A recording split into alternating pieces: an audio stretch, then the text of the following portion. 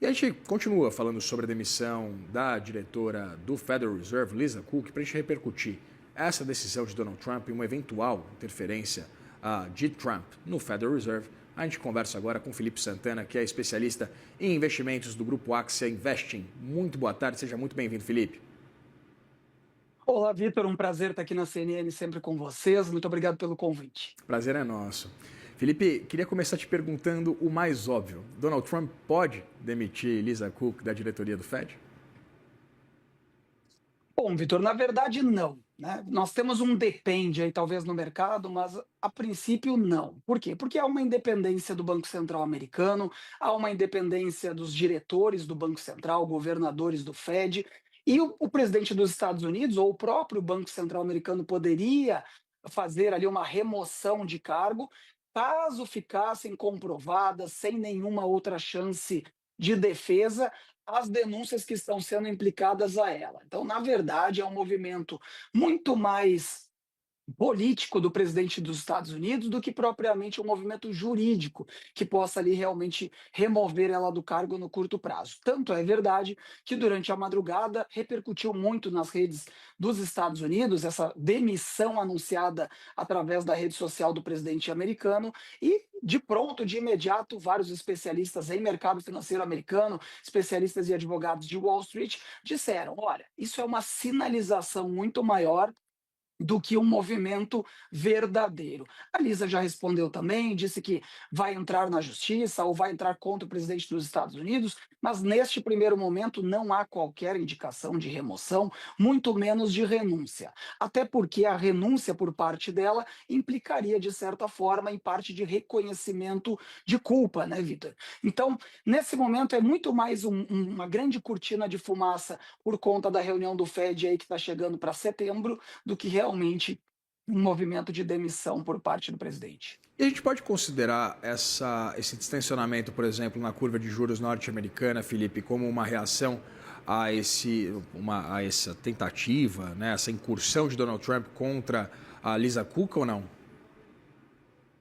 Preocupa mais o mercado americano, justamente a interferência do presidente, do que propriamente essa possível demissão, que eu não acredito que vai acontecer. Quando o presidente estica a corda com o Banco Central dos Estados Unidos, assim como aconteceu de certa forma recente aqui no Brasil, quando o governo entrou em conflito ali com Gabriel Galípolo, com Campos Neto no Banco Central brasileiro, isso sempre prejudica o mercado. O mercado não gosta de interferência.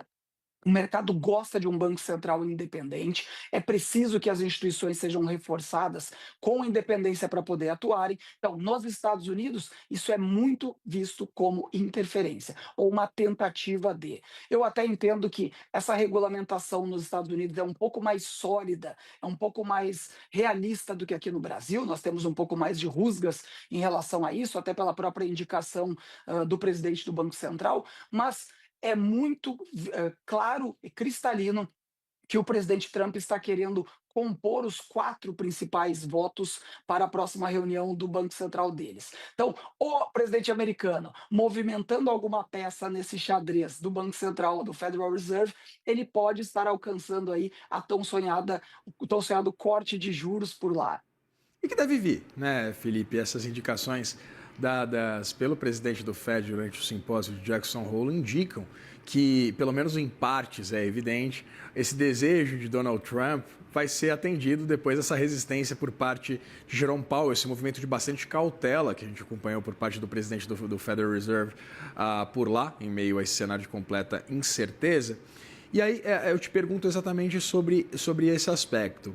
Com o Federal Reserve tendendo, né, de fato dar início a um ciclo de revisão baixista no intervalo de juros por lá, essa incursão de Donald Trump, ela não seria mais negativa do que potencialmente positiva na visão, né, evidentemente, de Donald Trump, buscando exatamente essa queda nos juros? Exatamente. Quando eu acordei logo cedo e tomei um pouco mais de consciência do tamanho do impacto dessa publicação do Trump, justamente a primeira coisa que eu conversei com os meus outros colegas de mercado financeiro. Tudo já está caminhando para um corte de juros na metade de setembro. O presidente do Banco Central deixou a porta mais do que aberta em Jackson Hole, mostrou-se confortável com os indicadores econômicos. Nós temos o PCI, que é o principal indicador de inflação, o preferido do Banco Central americano.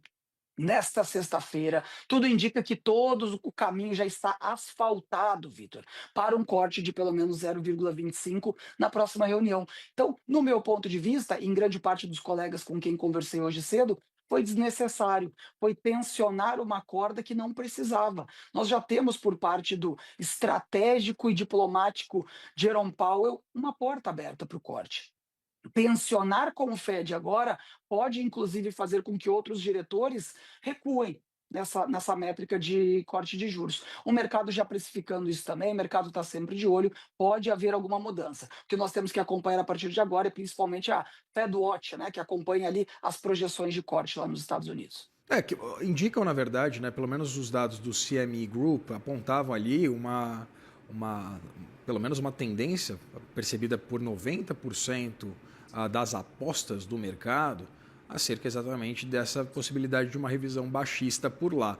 Há uma tendência de uma revisão, né, de uma mudança de interpretação por parte de alguns agentes financeiros, Felipe?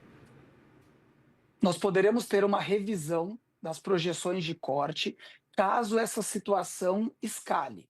Se o presidente dos Estados Unidos escalar a situação, seja com, sei lá, um pedido de liminar, algum tipo de afastamento, causará uma tensão desnecessária, no meu ponto de vista, na próxima reunião do FONC. Não há necessidade disso. Nós já temos o caminho, como eu disse, asfaltado para um corte.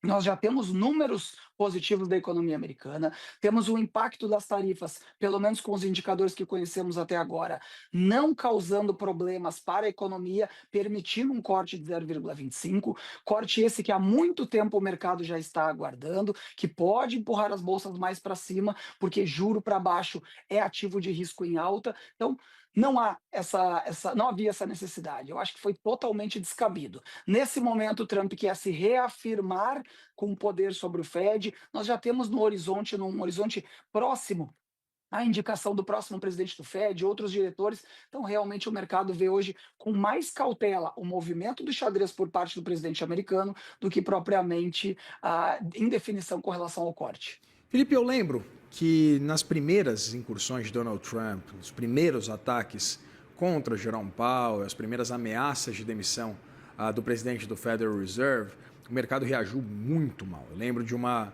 queda bastante expressiva do câmbio, os mercados em polvorosa, exatamente com temores de que Donald Trump fizesse essa incursão completamente contra aquilo que a institucionalidade americana prevê.